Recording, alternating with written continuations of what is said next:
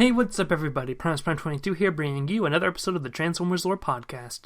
The Transformers Lore Podcast is sort of the companion series to the Transformers Lore series, where we cover stuff that doesn't have any visual element to it, so we can't make a video out of it. The only choice we really have is to make an audio-based, technically I guess it's a video because it's on YouTube, but an audio-based podcast to cover the information. As usual, we've been covering Beast Wars Uprising, and today we begin the first part of the multi-part finale of Beast Wars Uprising, so we're approaching the end. And this story is called Not All Megatrons. And we do indeed get to see a difference between multiple Megatrons and other incarnations of Megatrons throughout this series. So, Primex 209.0 Epsilon, I believe. No, Gamma. It's a Gamma.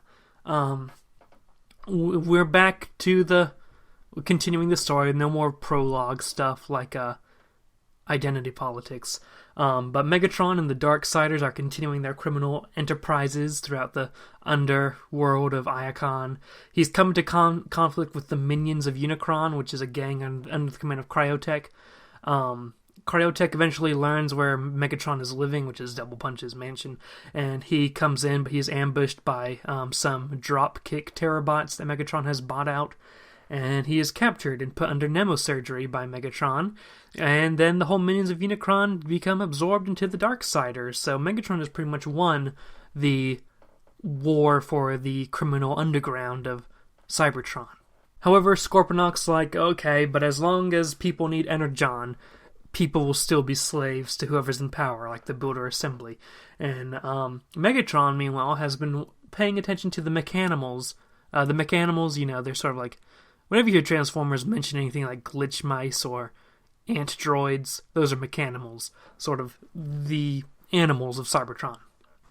And Megatron's been observing them because in these Energon shortage, he's noted that the Mechanimals, I've never heard that word said out loud. I've always seen it written down, so it feels a bit weird to say out loud. But anyway, the Mechanimals they've adapted to the Energon shortage. They've learned ways to develop their own Energon, converting it from other sources. And Megatron realizes, hey, if Cybertronians could adapt that way and be able to make our own Energon, if we could be more like the beasts, we wouldn't have to be slaves to these, the leading class. And so he decides to start a movement to make the population more like beasts. Basically, to have technology for Transformers to adapt to organic modes or mechanical modes. He sends a new Darksider named Packrat to go out to find a stasis pod that's in the Hydrax spaceport. He notices that there's a trucker. The Hydrax spaceport is under heavy security, but he notices a trucker is able to come in and out because he's a trucker. So he follows him, follows him to a bar, and then plays a game of, I think it's called Triad, with him. And eventually he makes Power Hug owe him a debt and says, alright, the debt will be forgiven if you drive me into the Hydrax spaceport. And he's like, okay. While they're at the bar that's doing this, the bartender is a dude named Nucleon. Nucleon was once the sort of, I think, Power Master. He served as like the power, I think he's the Power Master of Galvatron back during the war.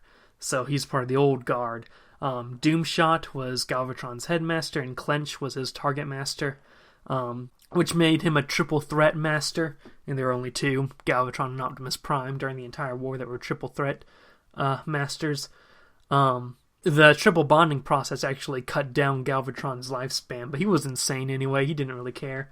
But after Galvatron's great push against humanity, Galvatron and Scourge were sentenced to death, and the ones who had binary bonded with them were like put under incarceration forever.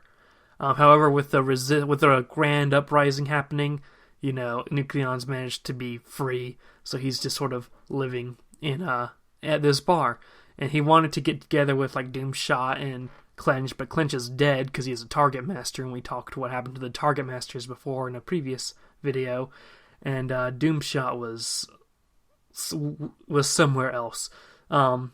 So all of a sudden, Galvatron, if you remember in Trigger Warnings, I believe, Galvatron is reborn. with the G virus being used on that dude. His name escapes me right now, but Galvatron came back. And Galvatron has been getting together. He's got Doomshot with him. He's also got Krunix, which was Scourge's old headmaster. And Galvatron, Doomshot, and Krunix come in, and Galvatron recruits Nucleon. He's getting the whole band back together, as he says. So Galvatron's still out there. But meanwhile, let's go back to Packrat, who's just infiltrated the Hydrax Plateau spaceport. He's looking for a stasis pod. He finds a ship called the Alchemore, and finds a stasis pod there and just steals that. It's sort of modified so it can recognize mechanimals as vehicle modes, and it's brought back to the Darksiders headquarters. Megatron takes Overbite, one of his Darksiders, and puts him in the stasis pod and wants him to scan this shark beast mode form. He was like, okay. So he scans it, and what results is some weird... He's also part submarine. He transforms into a submarine, but they're trying to make him transform into a shark. After the process of scanning the shark, he comes out sort of like this weird, monstrous hybrid of like a shark and a submarine, and he's like some monstrous thing. He's like, dear God, what has happened to me? So then Megatron puts him out of his misery by killing him. So this process has gone by. This project's gone well so far, right?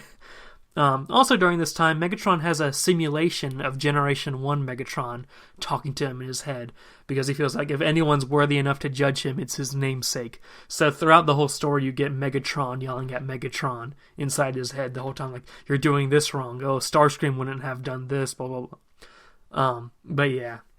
It takes 5... On the 5th experiment of people just becoming monsters and then Megatron just killing them, the person he's about to throw into the stasis pod appears to know what experiment's going on. And he's like, what, how do you know what we're doing? He's like, I'm actually from the Predacon Secret Police. And Megatron's like, oh crap, we've been discovered. Let's evacuate out of here.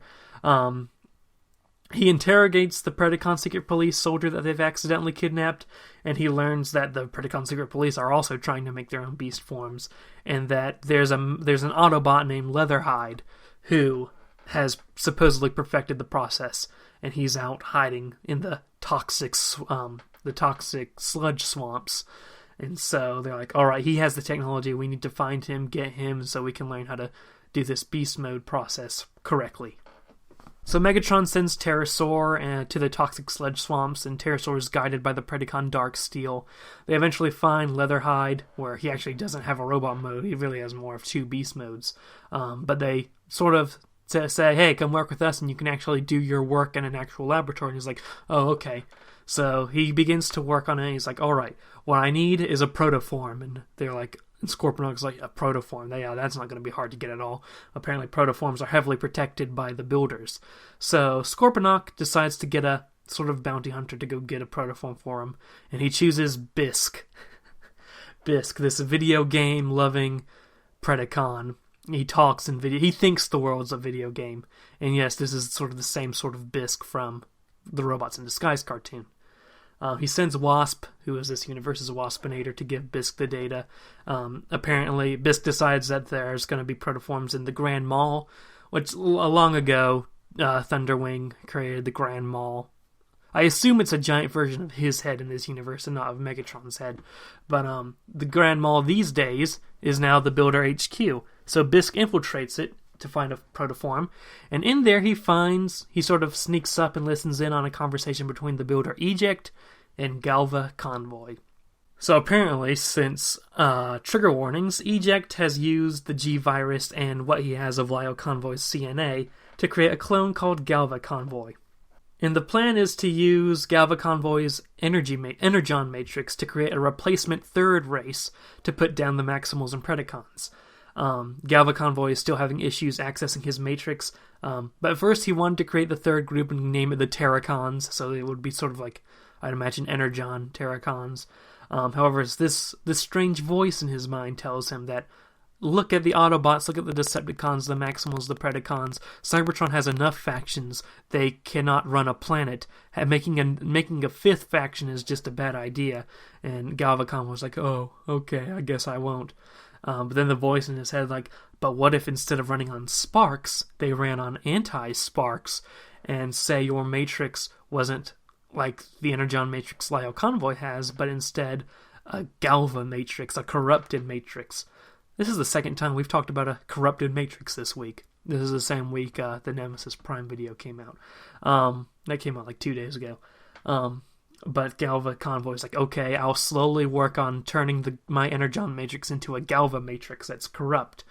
And so Eject's getting angry at Galva Convoy because Galva Convoy isn't immediately making the Terracons.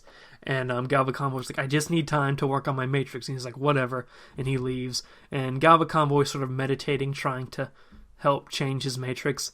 While Galva Convoy is meditating, Bisk sort of just goes straight in, grabs a protoform, and moves out. But as he moves out, he notices that there's a camera in the room that is all of a sudden focusing on Galva Convoy and transmitting information to him. And he was like, oh, what's that about? Oh, well, my job's done. I'm getting out of here. So the protoform gets taken to Darkseid HQ. They perfect the process of making a beast mode.